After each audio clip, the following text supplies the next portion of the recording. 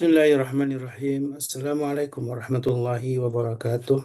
Waalaikumsalam warahmatullahi wabarakatuh. Innal hamdalillah nahmaduhu wa nasta'inuhu wa nastaghfiruhu wa na'udzu billahi min shururi anfusina wa min sayyiati a'malina may yahdihillahu fahuwal muhtadi wa may yudlil falan tajida lahu waliyyan mursyida. Asyhadu an la ilaha illallah wahdahu la syarika lahu wa asyhadu anna Muhammadan abduhu wa rasuluhu la nabiyya wa la rasula ba'da. Allahumma salli wa sallim wa karim wa barik ala nabiyina wa syafi'ina wa maulana wa qudwatina wa imamina Muhammad wa ala alihi wa sahbihi wa man ittaba'ahum bi ihsanin ila yaumiddin amma ba'du. Alhamdulillah wa syukurillah. Mari kita sama-sama panjatkan puja puji hanya milik Allah dan tentulah syukur yang tiada taranya yang kita rasakan di pagi ini yang begitu banyak Allah berikan kepada kita kenikmatan iman dan Islam yang alhamdulillah menjadi bagian yang paling kita syukuri. Salawat dan salam itu senantiasa kita haturkan kepada Nabi kita baginda Rasulullah SAW beserta keluarganya, para sahabat dan juga mudah-mudahan kita termasuk umatnya yang kelak akan mendapatkan syafaat dari beliau. Amin Allahumma amin. Sahabatku yang berkah Allah, di pagi ini di Yaumul Jumat Sayyidul Ayyam, alhamdulillah kita kembali berjumpa dengan Ustaz Sarip Hidayat yang alhamdulillah di Jumat Jumat di bulan ini akan menemani kita untuk sama-sama mengupas hadis-hadis Nabi Sallallahu Alaihi Wasallam yang berkaitan dengan tema-tema akhir zaman, tema-tema hadis yang berkaitan dengan peristiwa yang terjadi di akhir zaman. Dan tentu kalau di pekan lalu kita sudah membahas akan munculnya wabillah ya, orang-orang yang diberi amanah tapi tidak menjalankan amanah, dan juga kita bisa lihat betapa fenomena ini sudah terjadi di tengah-tengah kita. Tentu kita menjadi kewaspadaan bagi kita semua umat Islam yang uh, melihat bagaimana fenomena ini, dan Rasulullah SAW dalam nubuahnya tentu sudah diberi petunjuk oleh Allah Subhanahu wa taala tentang berbagai peristiwa yang terjadi di akhir zaman ini. Semoga Allah Subhanahu wa taala senantiasa jaga kita untuk terhindar dari berbagai macam fitnah di akhir zaman yang tentu membahayakan diri kita dan juga keluarga kita. Dan sebelum masuk ke kajian, tentu senantiasa menjadi satu kenikmatan ketika diingatkan oleh admin untuk mari kita sama-sama menghadirkan pagi yang penuh berkah ini, apalagi di Yaumul Jum'ah, dengan satu keberkahan harta kita bersedekah di pagi hari, apalagi di hari Jumat, menjadi satu keistiqomahan yang menurut Allah Subhanahu wa taala ridha dengan amal kita, dan Allah menjadikan kita termasuk orang yang terus istiqamah dalam kebaikan hingga kita mengakhiri hidup ini dalam keadaan husnul khatimah. Itu menjadi sebuah cita-cita orang-orang beriman. Dan alhamdulillah guru kita Ustaz Sarif Hidayat sudah bersama kita yang insya Allah akan membahas tentang hadis-hadis Nabi SAW yang di pagi ini tentu kelanjutan apa yang sudah dibahas di pekan lalu tentang bagaimana kita menyikapi tentang uh, peristiwa-peristiwa yang menjadi fitnah di akhir zaman ini. Dan Assalamualaikum Ustaz.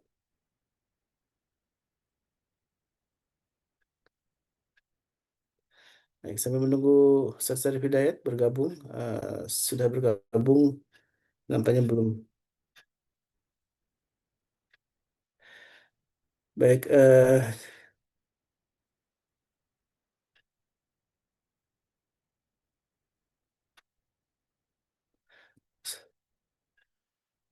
baik jemaah yang Allah, tentu kebersyukuran yang terus kita selalu eh, alhamdulillah ini Ustaz Sarif sudah bersama kita ya, Insya Allah, tabarakallah. Memang agak sedikit nge-lag nih kayaknya nih, masalah jaringan juga di tempat saya agak bermasalah nih. Mudah-mudahan tanpa mengurangi kehusuan kita, kekhidmatan kita di pagi ini, kita menghadirkan pagi yang penuh berkah ini dengan salah satunya kajian ilmu.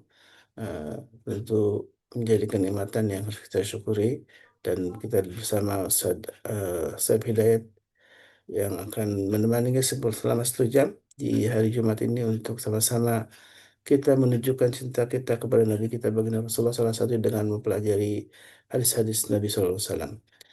Baik, Ustaz Sarip, tafadhal, mashkurah. Bismillahirrahmanirrahim. Assalamualaikum warahmatullahi wabarakatuh. Waalaikumsalam warahmatullahi wabarakatuh. Waalaikumsalam warahmatullahi wabarakatuh. Alhamdulillahirabbil alamin. Bimin ista'adah fi dunya wal akhirah. Ar-Rahmanir Rahim. Maliki yaumiddin. Asyhadu an la ilaha illallah wahdahu la syarikalah wa asyhadu anna Muhammadan abduhu wa rasuluh alladzi la nabiyya ba'da ma ba'd.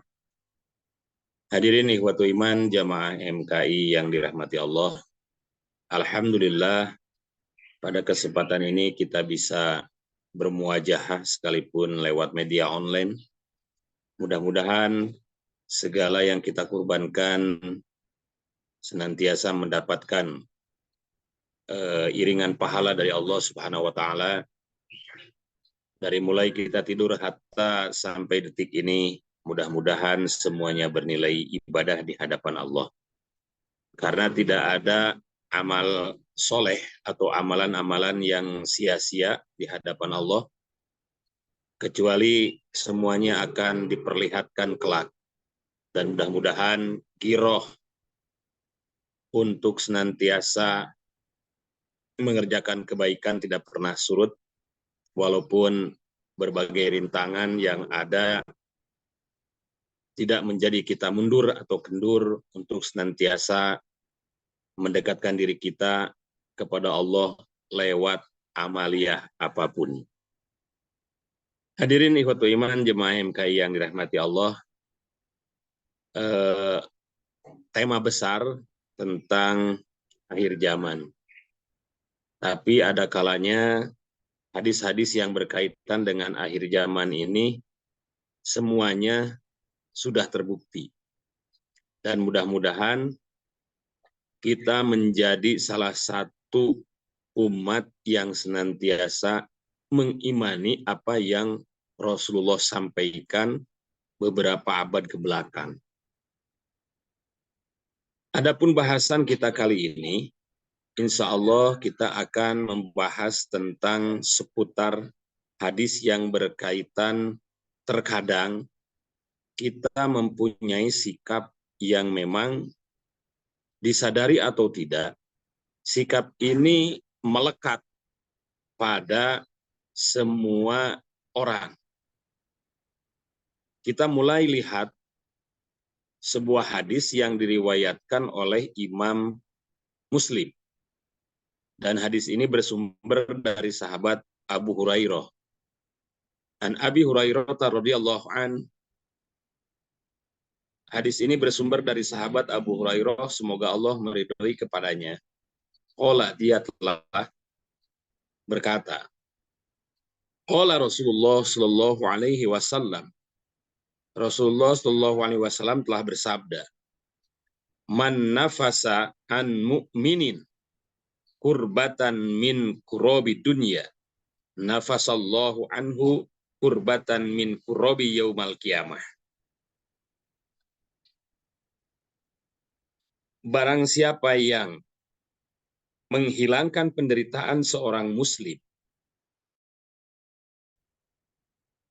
ini titik tekannya adalah seorang muslim yang senantiasa menolong sesamanya. Makanya Rasulullah menekankan dengan ungkapan man nafasa an mu'minin kurbatan min kurobi dunya. Barang siapa yang menghilangkan penderitaan seorang mukmin berupa kesusahan-kesusahan yang ia terima ketika mengarungi kehidupan dunia ini, maka kata Rasulullah, nafasallahu anhu kurbatan min kurobi yaumal qiyamah. Maka Allah akan menghilangkan berbagai kesulitan di hari kiamat. Nah, pertanyaannya adalah, sudah sejauh mana kita membantu sesama kita?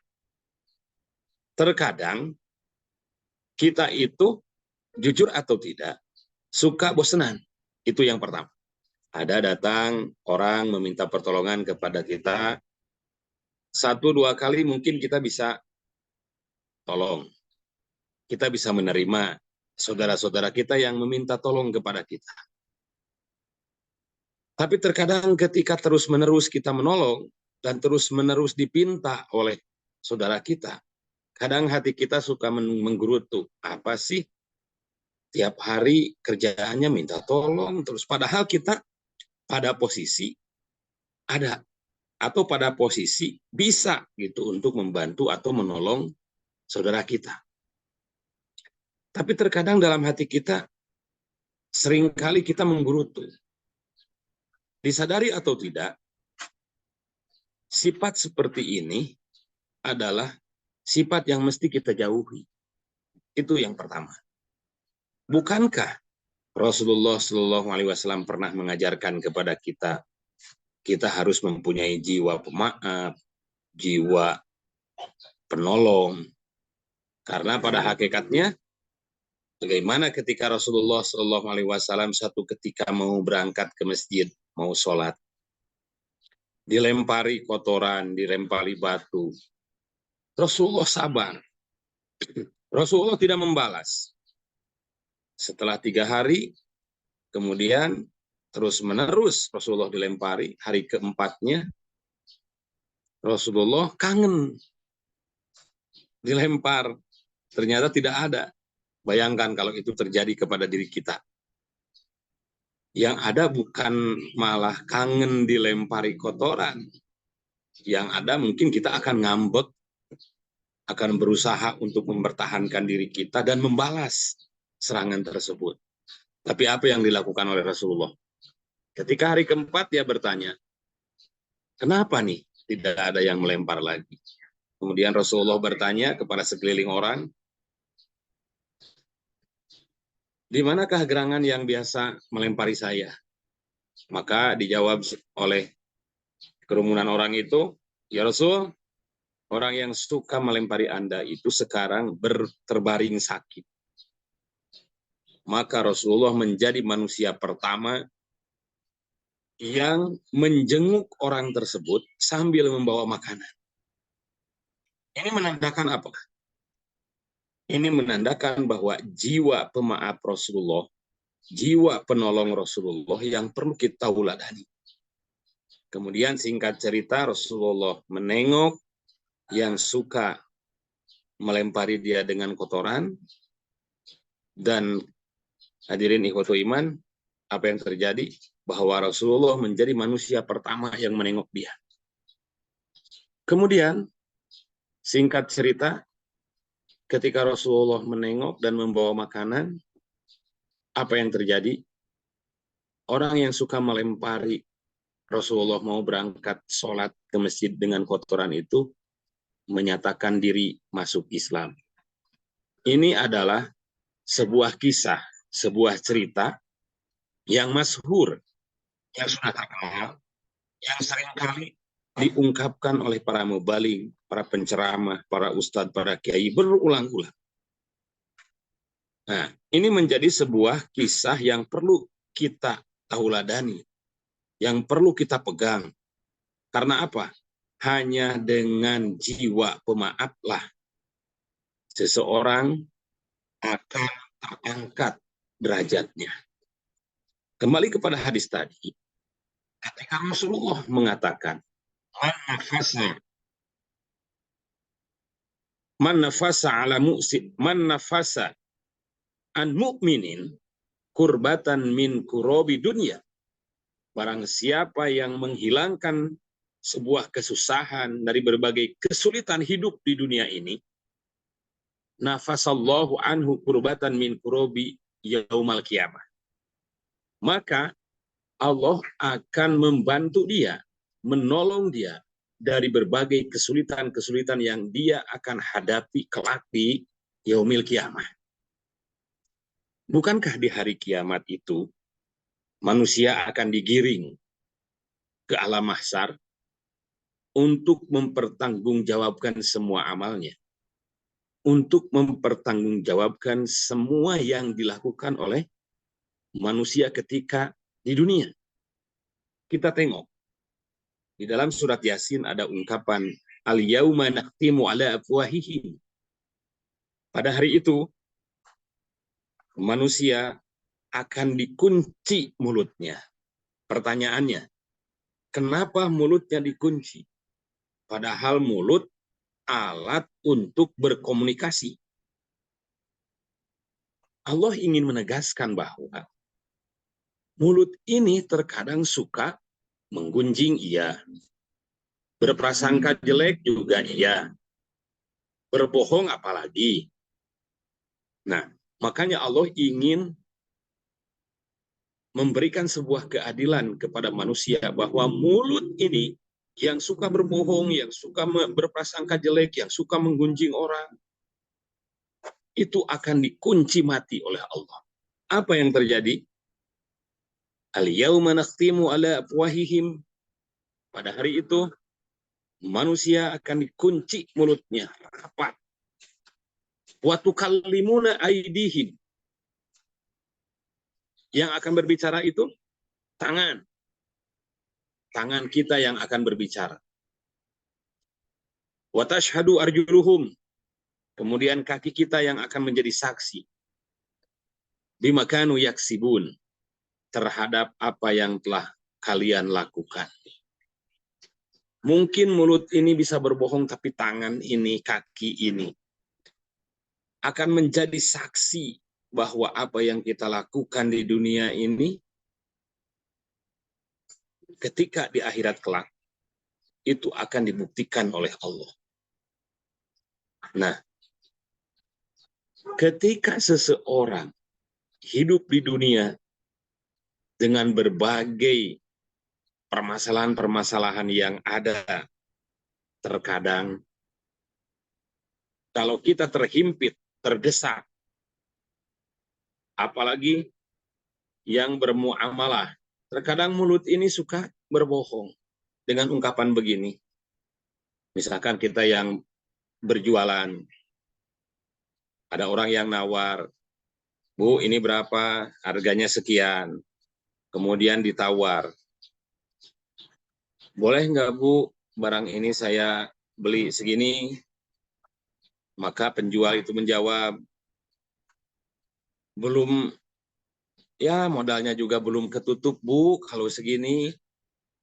Kita tanya kepada diri kita, kepada hati kecil kita, apakah memang seperti itu?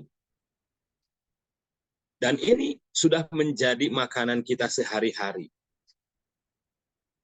Makanya kata Allah, untuk membuktikan keadilannya, maka mulut kita ini akan dikunci rapat, yang akan berbicara tangan kita, dan yang akan menjadi saksi adalah kaki kita.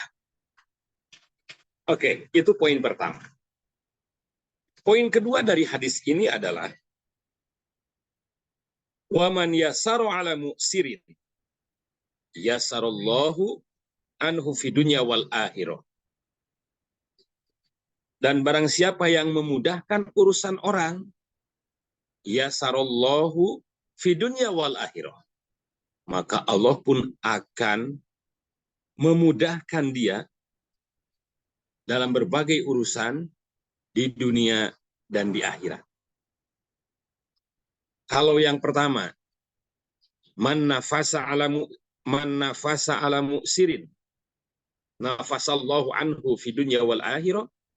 Barang siapa yang meringankan kesulitan, meringankan beban saudara kita, maka Allah akan meringankan urusan kita di akhirat kelak. Yang kedua adalah waman yasaru ala mu'sirin yasarullahu anhu fi dunya wal akhirah.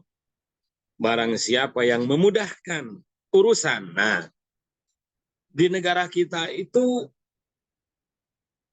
terkadang yang susah itu dipersulit. Birokrasi-birokrasi yang ada memang seperti itu. Contoh kecil aja. saya dengan teman-teman kan bikin biro perjalanan ibadah haji dan umroh. Ini bukan promosi ya, ini hanya kontemplasi saja gitu. Ada jamaah yang ingin membuat paspor. Datang langsung, kemudian Pak mesti online. Maka kita pun sediakan. Kita bantu jemaah itu untuk online. Ternyata apa? Kuotanya susah banget. Bahkan kuotanya habis. Ketika di Bandung online dapat kuota di Cirebon. Kalau di Cirebon masih ada. Kemudian di Bandung online bikin paspor, dapat kuotanya di Cianjur atau di Bekasi atau di Kerawang. Ini menandakan apa? Kalau urusan itu gampang, kenapa dipersulit? Tapi di kita terbalik birokrasi-birokrasi di kita. Kalau masih bisa dipersulit, kenapa dipermudah? Nah, andai kata semua birokrasi di kita itu belajar hadis dan membaca hadis ini, insya Allah itu tidak akan pernah terjadi. Maka, marilah kita menjadi manusia yang bisa menghilangkan kesusahan orang dan bisa membantu kesulitan-kesulitan saudara-saudara kita yang sedang mengalami kesulitan itu, sehingga kita menjadi pelopor, menjadi manusia pertama yang bisa membantu berbagai kesulitan saudara kita. Itu yang kedua. Kemudian yang ketiga dari hadis ini, wa man sataro musliman satarallahu fid dunya wal akhirah. Barang siapa yang menutup rapat, mengunci rapat aib saudara kita, maka Allah pun akan menutup aib kita di dunia dan akhirat. Dipercaya atau tidak, hadis ini sudah terbukti. Bahkan ada orang yang seringkali menjadi hobi atau kebiasaan membicarakan aib orang lain. Sementara aibnya sendiri ketika dibicarakan oleh orang lain merasa sakit. Ini menjadi pertanda bahwa apa yang digambarkan oleh Rasulullah dalam hadis ini sudah terjadi. Apalagi dalam kehidupan sekarang yang bertransformasi dari dunia media yang sangat dahsyat. Bagaimana media-media yang ada sekarang ini membicarakan aib seseorang seolah-olah sudah menjadi tradisi, kebiasaan yang memang seolah-olah biasa saja, tidak berdosa. Pejabat melakukan ini, artis ini melakukan ini, kemudian dibungkus dalam sebuah acara entertain untuk membicarakan kejelekan-kejelekan orang. Padahal kalau kita mau jujur, Rasulullah pernah memberikan pesan, wa man satara musliman satarallahu fid dunya wal akhir. Barang siapa yang menutup rapat, mengunci rapat aib saudara kita, jaminannya apa? Satarallahu fid dunya wal akhirah. Maka Allah akan menutup aib kita di dunia dan akhirat. Bukankah ada sebuah ungkapan doa? Rasulullah pernah mengajarkan sebuah doa dengan ungkapan, Allahumma stur aurati, ya Allah tutuplah auratku, tutuplah aibku, tutuplah dosaku, hapuslah dosaku. Tapi terkadang kita tidak sadar, melihat tetangga kita ada sesuatu hal yang aneh, maka kita menyebarkannya. Kemudian kita membicarakan kejelekan-kejelekan yang ada pada orang tersebut. Nah, padahal apa? jaminan dari Allah itu, kalau kita bisa mengunci mati, mengunci rapat, menutup aurat saudara kita, menutup aib saudara kita, maka jaminannya satarallahu fi dunya wal akhirah. Allah akan menutup aib kita, dosa kita, aurat kita di dunia dan di akhirat. Kemudian yang selanjutnya, wallahu fi aunil abdi, makana al abdu fi auni akhi. Allah akan senantiasa menolong seorang hamba selama hamba itu gemar menolong saudaranya. Nah, yang kita perlukan di dunia ini adalah bagaimana mengarungi kehidupan, berinteraksi dengan teman-teman kita, dengan saudara-saudara kita. Kemudian yang namanya manusia tidak akan pernah terlepas dari bantuan orang lain. Hatta baju yang saya pakai ini, prosesnya cukup panjang, melibatkan ratusan orang. Mungkin kita bisa kaget, kok bisa melibatkan ratusan orang? Bukankah sebelum menjadi baju yang saya pakai ini, ada petani kapas, kemudian petani kapas itu melibatkan beberapa orang, menanam, menyiram, mengurus, sampai kemudian kapas itu dipetik, kemudian dikirim ke sebuah pabrik, ditenun, dipintal, dan sebagainya.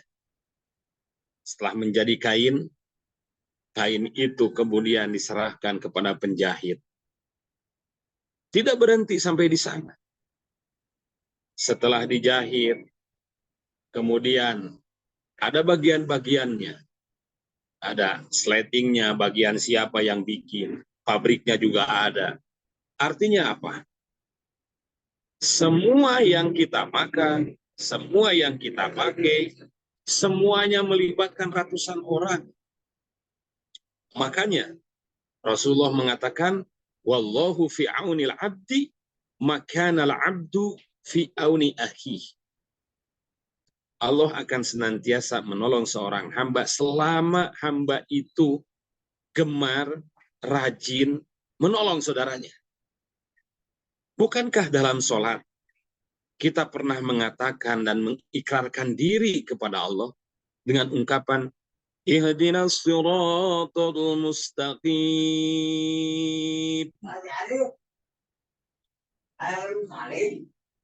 Ya Allah, tunjukkanlah kepada kami satu jalan yang lurus. Artinya apa? Artinya kita ingin menjadi manusia yang senantiasa ditolong di jalan yang lurus. Nah, kembali kepada hadis tadi. Apakah kita mau menjadi seorang hamba yang tidak peka terhadap penderitaan saudaranya, atau sebaliknya? Itu adalah pilihan kita. Yang jelas, Rasulullah sudah menggambarkan dalam hadisnya, kita akan senantiasa ditolong oleh Allah selama kita menolong saudara kita. Yang selanjutnya dalam hadis ini adalah waman salaka thoriqon yaltamisu fihi ilman sahalallahu lahu ilal jannah. Nah, barang siapa yang memudahkan seseorang untuk mencari ilmu, maka Allah pun akan memudahkan dia menuju jalan ke surga. Mudah-mudahan hadirnya MKI ini, Majelis Keluarga Indonesia, sebagai media untuk menunjukkan, menyampaikan pesan-pesan kebenaran, menyampaikan pesan-pesan ilmu, dan ini akan menjadi saksi nanti di akhirat kelak. Dan orang-orang yang tergabung di majelis ini, insya Allah akan dimudahkan oleh Allah masuk ke surga. Sebagaimana janjinya, man salaka thoriqan yaltamisu fihi ilman sahalallahu lahu thoriqan ilal jannah. Nah, ini adalah jaminan dari Rasulullah supaya kita menjadi manusia yang senantiasa mempermudah seseorang untuk mencari ilmu. Bukankah mencari ilmu itu tidak ada batasan usia? Tidak ada anak-anak, tidak ada orang dewasa, tidak ada orang tua, tidak ada kakek dan nenek, semuanya wajib mencari ilmu. Dalam sebuah hadis Rasulullah mengatakan, utlubul ilma minal mahdi ilal lahdi. Carilah ilmu, tuntutlah ilmu dari buayan sampai liang lahat. Artinya apa? Artinya mencari ilmu tidak ada batasan usia, sampai kapanpun hukumnya tetap wajib. Hanya karena dengan ilmu, seseorang akan menikmati hidup.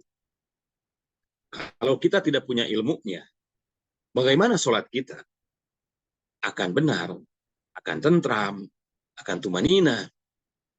Kalau kita tidak punya ilmunya. Kalau tidak punya ilmunya, bagaimana puasa kita?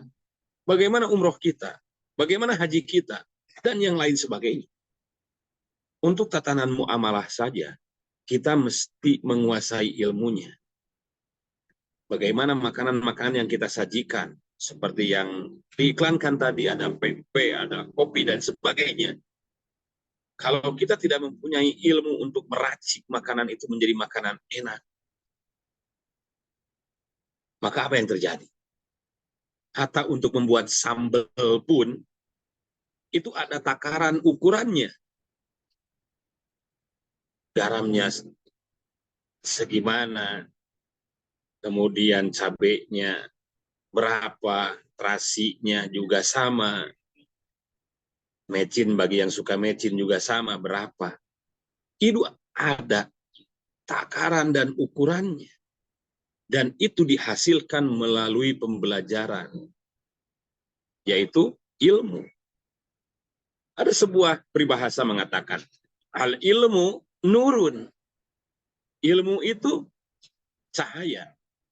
Wajahlu dorun. Sedangkan kebodohan itu adalah malapetaka. Bukankah dalam Al-Quran Allah pernah mengatakan, yarfa'illahu alladhina amanu minkum utul ilma darajat. Allah akan mengangkat beberapa derajat orang yang berilmu. Nah, konotasinya adalah ilmu di sana umum, bukan berkaitan dengan ilmu agama saja. Karena pada hakikatnya semua ilmu datangnya dari Allah. Tidak ada dikotomi ilmu. Semuanya dari Allah. Ada orang yang mengatakan, ini mah ilmu dunia, ini mah ilmu akhirat. Enggak. Semua ilmu itu datangnya dari Allah. Semua ilmu itu akan memberikan manfaat kepada orang luas, kepada halayak ramai. Artinya apa? Maka ketika seseorang mempermudah saudaranya untuk mencari ilmu, maka jaminannya sahalallahu lahu thoriqan ilal jannah. Allah akan mempermudah dia menuju jalan ke surga. Subhanallah. Hadirin ikhwatu iman yang dirahmati Allah, sungguh hadis ini mesti menjadi sebuah pegangan bagi kita. Bahwa tidak ada pertolongan kecuali pertolongan Allah. Tidak ada yang bisa menutupi aib kita kecuali Allah menutupinya. Dan tidak ada yang bisa membantu kesusahan kita di dunia dan di akhirat kecuali bantuan Allah. Terkadang kita itu selalu egois dengan apa yang kita lakukan. Bahwa kekayaan yang kita kumpulkan, keberhasilan yang kita capai, itu semuanya hasil jerih payah kita. Oke, bahwa manusia bil jidi yuftahul babal mughlaq. Manusia dengan kesungguh-sungguhannya akan bisa atau mampu membuka pintu yang terkunci rapat. Entah dia itu dibongkar, entah dia itu ditendang, atau bagaimana ceritanya, yang jelas pintu itu bisa dibuka. Tapi apakah berhenti sampai di sana? Semuanya ada keterlibatan Allah. Hatta ketika saya berbicara pada kesempatan ini, semuanya bukan karena kebetulan. Semuanya ada keterlibatan Allah, Allah yang telah mengatur skenario ini. Nah, jadi terkadang kita menjadi manusia suka egois. Bahwa apa yang saya capai, apa yang saya dapat pada hari ini, itu murni, pure, hasil jerih payah yang saya lakukan kemarin. Tanpa melibatkan Allah. Kalau hidup sudah seperti ini, tanpa melibatkan Allah, semuanya akan sia-sia. Oke, hadis yang selanjutnya adalah, ungkapan yang selanjutnya ada kalimat begini. Wa majtama'a qaumun fi baitin min buyutillah yatluna kitaballah wa yatadarusuna bainahum ila nuzilat alaihimus sakinah. Nah, barang siapa yang dalam satu perkumpulan, satu majelis, contohlah sekarang ini. Kemudian dalam majelis itu dibahas tentang ayat-ayat Allah, hadis-hadis Rasul, ya bahas anil ayati min ayatillah wal hadisu min ahadisir Rasul. Ayat-ayat Allah dibahas dengan pembahasan yang baik dan benar. Hadis-hadis Nabi dibahas dengan sejarah dan fakta yang telah ada. Apa kata hadis ini? Illa nuzilat alaihim as-sakinah.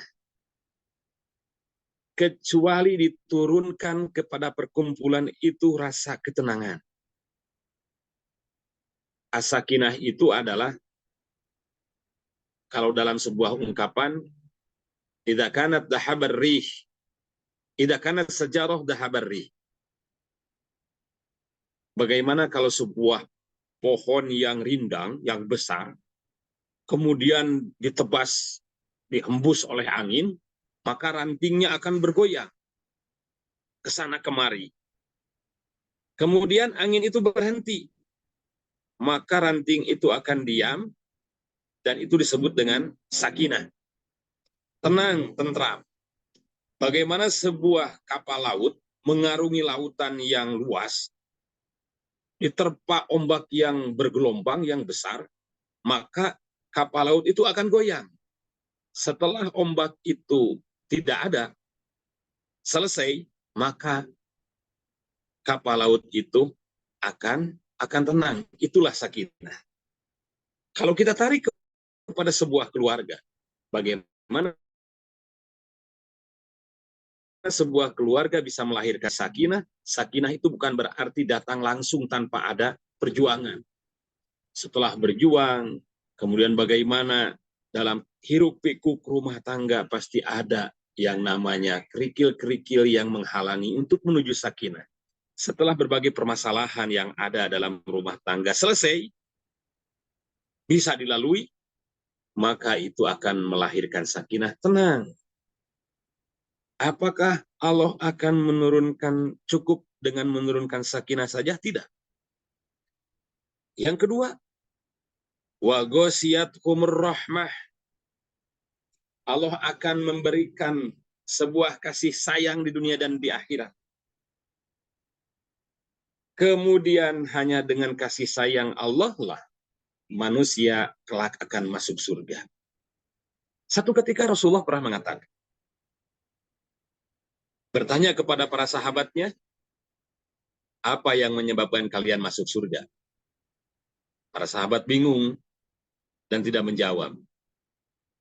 Ya, ada seorang sahabat yang menjawab, ya karena amal-amal kita ya Rasulullah pede. Kata Rasulullah tidak. Yang menyebabkan kalian masuk surga adalah karena kasih sayang Allah. Sahabat berdiri dan bertanya, wa ma anta ya Rasulullah, apakah termasuk Anda wahai Rasul? Ya, yang menyebabkan kita masuk surga itu adalah ayat tagumanani Allah birrahmah. Karena kasih sayang Allah, Allah sayang kepada kalian, Allah sayang kepada kita, sehingga kita oleh Allah dimasukkan ke surganya. Apakah cukup sampai di sana? Bagi orang yang belajar dan mengkaji ayat-ayat Allah serta hadis-hadis Nabi. Yang pertama Allah kasih ketenangan, yang kedua Allah kasih sayang di dunia dan akhirat. Kemudian yang ketiga adalah wa hufat humbil malaikah. Kita ini sedang diperhatikan oleh para malaikat. Kemudian apa yang terjadi ketika pembahasan kajian selesai? Kata malaikat, humu magfurun lahu. Kalian ketika berdiri, dosa-dosa kalian itu akan diampuni. Subhanallah. Hadis ini memberikan sebuah pelajaran kepada kita bahwa kita mesti menjadi manusia yang gemar membantu, jangan mempersulit orang lain, hilangkan kesusahan yang ada pada saudara kita, kemudian tutuplah aib saudara kita rapat-rapat. Jangan pernah membuka aib saudara kita, karena biar bagaimanapun kita sebagai manusia pasti pernah melakukan sebuah kesalahan dan dosa. Maka Allah pun akan menutup aib serta dosa kita. Kemudian jadilah pelopor untuk seseorang, untuk saudara kita ketika kita mencari ilmu.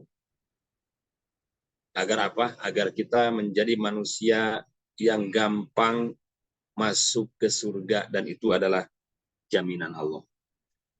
Sebelum pertemuan ini ditutup, saya akan membacakan sebuah ayat di dalam surat Al-Hujurat ayat ke-12. Ayat ini berkaitan dengan prasangka jelek. Ya ayyuhalladzina amanu istanibu katsiran minadh-dhon. Inna ba'dadh-dhanni ismu wa la tajassasu wa la yaktab ba'dukum ba'dhan. Nah, ya ayyuhalladzina amanu ijtanibu katsiran minadh-dhon.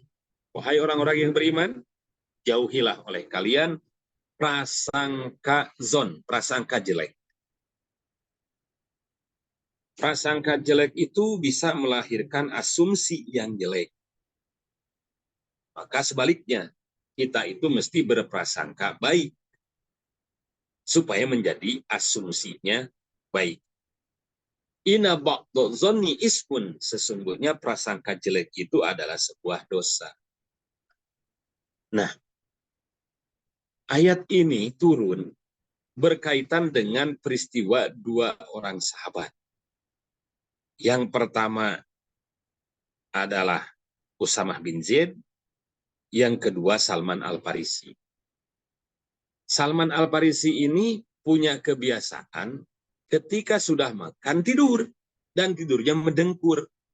Nah, peristiwa ini kemudian diceritakan, digunjingkan oleh sahabat yang lain, maka Rasulullah menegur sehingga turunlah ayat ini sebagai peringatan kepada manusia bahwa jangan sampai kita mempunyai prasangka yang jelek terhadap seseorang. Kemudian ayat ini juga turun dalam sebuah riwayat berkaitan dengan peristiwa Usamah bin Zaid. Para sahabat pada satu ketika tidak punya makanan, kemudian dia mendatangi rumah Rasulullah untuk meminta makanan. Rasulullah pun tidak ada. Maka Rasulullah menyuruh datanglah ke rumahnya Usamah bin Zaid. Maka para sahabat ini mengetuk pintunya, meminta bantuan makanan. Kemudian Usamah bin Zaid menjawab, saya tidak punya makanan. Mereka pun pulang dan membicarakan apa yang disampaikan oleh Usamah bin Zaid dan berprasangka jelek dengan ungkapan Usamah bin Zaid tidak mau membagikan makanan padahal ada. Padahal Usamah bin Zaid telah berkata jujur sehingga jawaban Usamah bin Zaid ini tidak dipercaya oleh salah seorang sahabat yang kemudian ramai diperbincangkan, digunjingkan, maka Rasulullah pun menegur perbuatan sahabat ini sehingga turunlah ayat yang berkaitan atau larangan untuk menjauhi prasangka jelek. Bahkan lanjutan ayat ini Allah ungkapkan dengan kalimat, apakah kamu suka memakan bangkai saudaramu yang sudah mati? Artinya apa? Bahwa prasangka buruk, prasangka jelek, itu disamakan dengan kita memakan bangkai saudara kita yang sudah mati.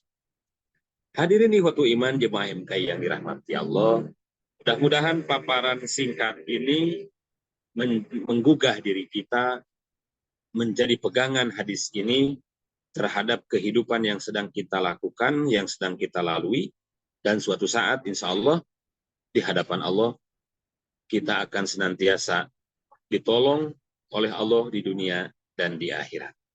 Aku qauli hadza wa astagfirullah li wa lakum. Wassalamualaikum warahmatullahi wabarakatuh. Waalaikumsalam warahmatullahi wabarakatuh. Alhamdulillah, syukurlah. Jazakallah khairan Ustaz Sarif Hidayat yang tadi sudah berbagi ilmu tentang hadis-hadis Rasulullah SAW, dan ini hadis sangat relevan ya, aktual dengan apa yang sudah terjadi saat ini.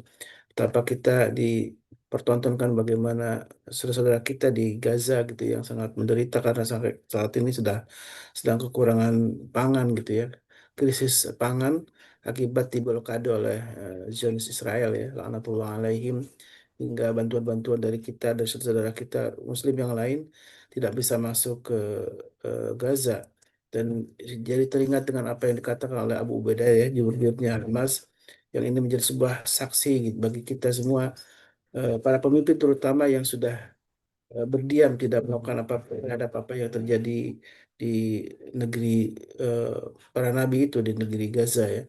Mereka terdiam melihat bagaimana penderitaan anak-anak yatim yang mati mengenaskan ya, dibombardir, bahkan ada yang mati karena kelaparan. Dan tentu kita berdoa kepada Allah Subhanahu wa taala saat ini ya, baru bisa berdoa kepada Allah, dan Allah Subhanahu wa taala ringankan mereka saudara kita, dan kemudian Allah tolong ya dengan cara yang kita tidak tahu bagaimana Allah menolong saudara-saudara kita di Gaza dengan cara yang terbaik. Tentunya mereka bisa mendapatkan asupan makanan yang terbaik gitu ya untuk bisa bertahan hidup, dan Allah berikan jalan keluar dari apa yang menjadi perjuangan mereka. Allah segera merdekakan saudara kita di Gaza, dan Allah rahmati mereka yang wafat dan bahkan menerima amalan syuhada mereka yang wafat di medan jihad gitu ya, dan kemudian Allah sembuhkan yang sakit, yang luka, dan tentu paling utama adalah kembalikanlah Masjidil Aqsa kepada umat Islam. Kemudian doa yang terus kita bacakan ya. Bahkan beberapa kiai di beberapa pesantren juga ada yang sampai melakukan kunut nazilah ya. Jadi tiap hari, setiap sholat itu melakukan baca kunut nazilah untuk memohon kepada Allah menolong saudara-saudara kita dan membinasakan Zionis Israel laknatullah alaihim. Dan bagaimana kita mengaplikasikan kehidupan apa hadis Nabi Sallallahu Alaihi Wasallam inilah yang penting kita sharing di pagi ini bersama guru kita Ustaz Hidayat. Bunda Nadia silakan. Ya, terima kasih Ustaz Tulis. Assalamualaikum warahmatullahi wabarakatuh. Waalaikumsalam Waalaikumsalam warahmatullahi warahmatullahi wabarakatuh. Ustadz, perihal membicarakan aib orang lain, bagaimana misalnya seperti ada orang tua mau berdiskusi tentang anaknya, bicara dengan sahabatnya. Sahabat saya, anak saya misalnya gini, anak saya melakukan sesuatu, bagaimana solusinya? Nah, itu apakah termasuk membuka aib anak atau gimana? Dan misalnya ada seorang adik bicara di dalam majelis, bilang, eh, bagaimana jika kakak saya durhaka terhadap orang tua saya? Nah, itu kan di dalam majelis. Apakah termasuk membuka aib orang lain, Ustadz? Terima kasih, Oke, Afwan. pertanyaan sangat menarik ya, terkait dengan membuka aib anak sendiri atau kakak kita ya dalam satu keluarga. Nah, ini bisa dijadikan sebuah role model bahwa ketika kita membicarakan aib anak kita dengan tujuan mengambil sebuah pelajaran, itu tujuannya bukan ingin menyebarluaskan, tujuannya bukan ingin menjatuhkan, tapi tujuannya sebagai sebuah pelajaran agar ke depan bisa lebih baik, itu diperbolehkan. Yang tidak boleh itu adalah bagaimana ketika kita membicarakan kejelekan atau aib seseorang, tujuannya jelas, supaya dia tersiksa, supaya dia menanggung malu atas aib yang dia terima. Dan biar bagaimanapun ketika sebagai orang tua, kemudian kita punya anak kita ini punya aib gitu, yang mesti ditutupi sebenarnya sama orang tua. Tapi kemudian dibuka dengan tujuan ingin memperbaiki anak kita supaya ke depan tidak melakukan perbuatan itu lagi. Nah, itu diperbolehkan. Jadi tujuannya ingin lebih baik lagi supaya apa yang terjadi pada hari ini di kemudian hari tidak terjadi lagi, begitu. Sama dengan dalam sebuah majelis, kemudian dia bertanya kepada salah seorang asatid penceramah tentang kakaknya. Ustadz, kakak saya begini telah berbuat durhaka kepada orang tuanya. Berikan mungkin saya sebuah solusi untuk menyampaikan pesan-pesan terhadap kakak saya supaya kakak saya tidak berbuat begini lagi kepada kedua orang tua kita. Artinya apa? Pertanyaan yang dilontarkan itu sebagai kritikan membangun supaya kakak kita atau kakak saya misalkan tidak berbuat melampaui batas lagi terhadap orang tua kita. Karena apa? Karena dosa terhadap orang tua itu subhanallah bahaya sekali gitu. Jangankan anaknya yang berbicara benar di hadapan orang tua, sekalipun anaknya jangankan berbicara salah di hadapan orang tua kita, benar dan salah pun di hadapan orang tua itu kita mesti menundukkan kepala kita, karena mau bagaimanapun seperti apapun ya dia orang tua kita. Artinya Rasulullah tetap dalam koridor menyampaikan pesan selaku anak kepada orang tua itu mesti sopan. Bagaimana Nabi Ibrahim ketika menyampaikan pesan kepada bapaknya? Apakah dia langsung membentaknya? Kan tidak. Artinya apa? Sekalipun ayahnya Nabi Ibrahim ini adalah seseorang yang terkenal pada waktu itu pembuat atau pemahat patung. Tapi Nabi Ibrahim menyampaikan pesan, mengajak dakwah kepada bapaknya ini dengan sopan, dengan untaian kata-kata yang tidak menyinggung dan sebagainya.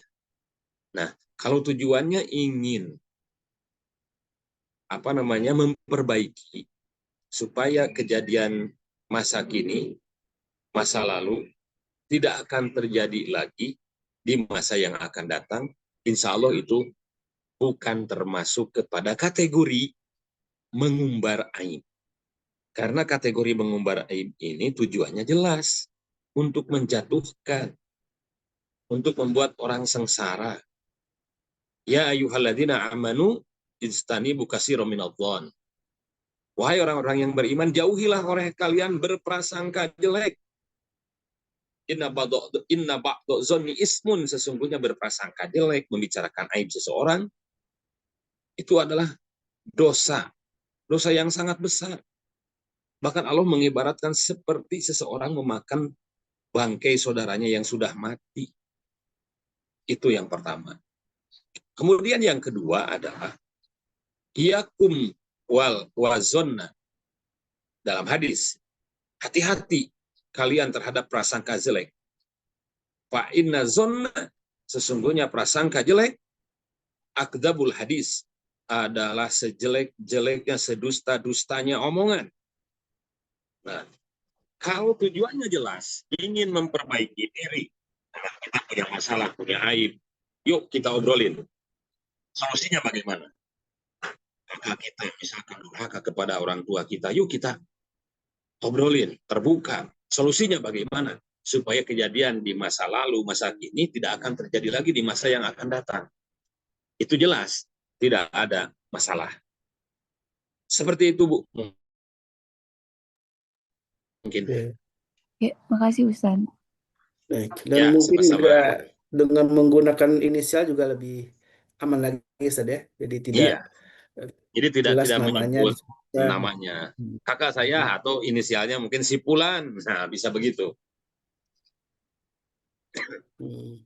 Atau pura-pura juga bisa menceritakan seolah-olah keluarga yang orang lain, padahal sesungguhnya menimpa keluarga kita itu juga Ya, salah satu bisa. cara, Ustaz ya. Itu mah bagaimana aja pakai strategi lah. Karena Rasulullah pernah menyampaikan kaulan layinan. Kapan kita mesti berbicara dengan ungkapan yang lemah lembut. Kemudian kaulan ma'rufan. Bagaimana kita pada satu ketika berbicara kepada seseorang itu dengan pembicaraan yang baik. Bahkan satu ketika Rasulullah pernah berbicara dengan kaulan sadidan. Ungkapan-ungkapan yang bernada sadid, ancaman. Semuanya ada strateginya. Bahkan dalam Al-Quran, ud'u ila sabili rabbika bil hikmah. Ajaklah manusia kepada jalan Tuhanmu dengan kalimat hikmah. Wal mau'izatil hasanah, dan pengajaran strategi yang baik. Wajadilhum billati hiya ahsan. Dan kalaupun berdebat, debatlah mereka dengan cara yang baik. Jangan memotong pembicaraan orang sebagaimana yang sering kita temui, sering kita tonton di acara-acara televisi, orang belum beres ngomong, udah dipotong. Itu tidak ada akhlak itu. Itu mungkin Pak Holis. Baik, nampaknya jaringan tadi saya sempat terlempar. Avanzat. Ya, ya. Baik, silakan jemaah yang ingin bertanya atau sharing juga menarik ya untuk dibahas karena ini sebuah fenomena yang terjadi saat ini juga ya. Betapa mudahnya kita membicarakan kejelekan orang lain gitu ya. Dan tadi saya garis bawahi apa yang disampaikan oleh Ustaz Sari tentang al-amal lebih maqasid dia ya. Ada sebuah kaidah saja. Ya. Gimana Pak Holis? Termasuk Halo? tergantung tujuan-tujuan membicarakan kejelekan orang lain, tapi dalam konteks ini untuk Ini kayaknya jaringannya putus-putus nih.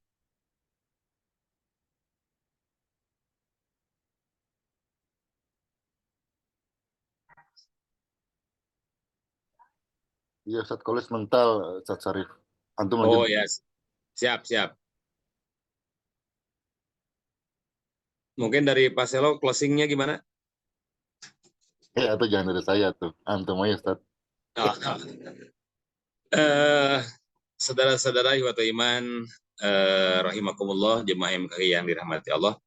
Alhamdulillah, saya mewakili Pak Holis karena mungkin jaringannya mental.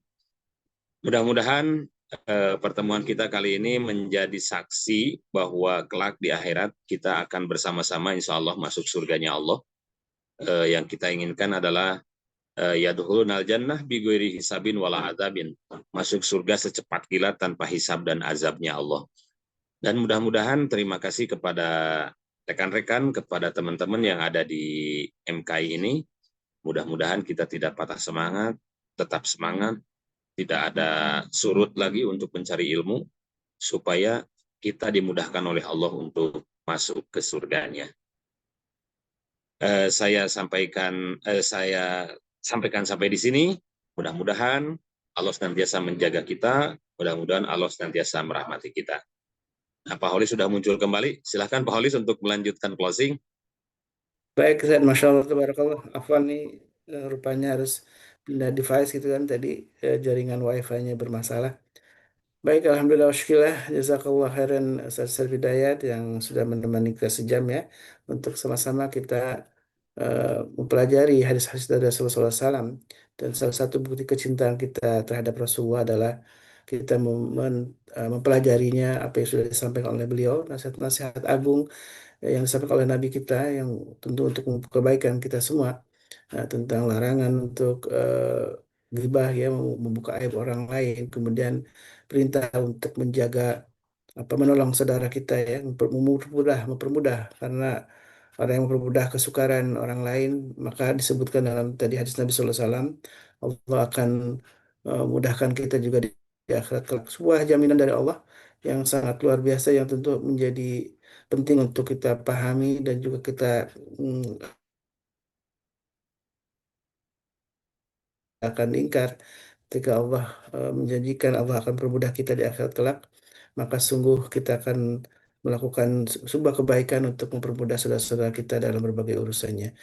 Dan alhamdulillah, syukurlah, dan di bulan penghujung ya, penghujung Muharram, dan juga tentu kita masih di Yaumul Jum'ah, di hari Jumat, hari terbaik kita, Sayyidul Ayyam. Mari kita sama-sama manfaatkan hari terbaik ini untuk beramal soleh, kebaikan-kebaikan yang Allah akan lipat gandakan pahalanya. Mudah-mudahan Allah Subhanahu wa taala menerima semua amal kita, dan mari kita tutup majlis ini dengan doa kepada majlis. Subhanakallahumma wa bihamdika asyhadu an la ilaha illa anta astaghfiruka wa atubu ilaik. Alaikum hadana wa iyyakum. Assalamualaikum warahmatullahi wabarakatuh. Waalaikumsalam warahmatullahi Warahmatullahi wabarakatuh. wabarakatuh.